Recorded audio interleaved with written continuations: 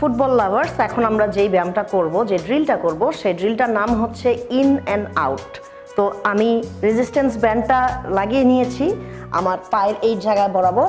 আপনারা একটু নিচেও ধরতে পারেন, বাট যদি মনে করেন যে আপনাদের রেজিস্ট্যান্স ব্যান্ডের রেজিস্ট্যান্স অনুযায়ী হচ্ছে আপনারা ব্যান্ডটাকে সেট করবেন।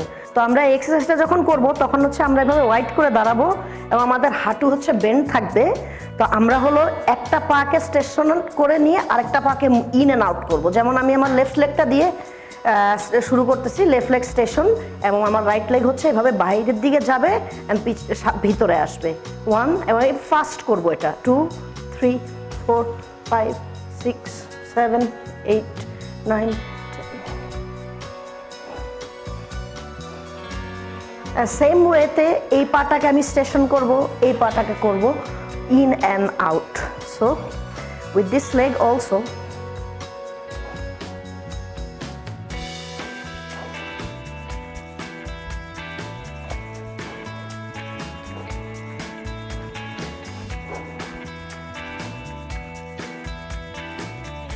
এতক্ষণ যে এই ব্যায়ামটা করলাম সেটা হচ্ছে lateral movement, in and out বলি আমরা এটাকে শর্ট ভাষায়।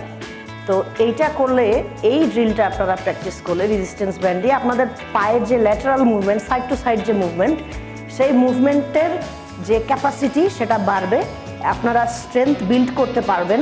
প্লাস হচ্ছে আপনারা যখন মাঠে ফুটবল খেলবেন, এভাবে সাইড পাস দিবেন বা সাইড কিকগুলো যখন দেবেন, তখন হচ্ছে আপনাদের এই প্র্যাকটিসটা ফুটবল খেলায় আপনাদেরকে হেল্প করবে।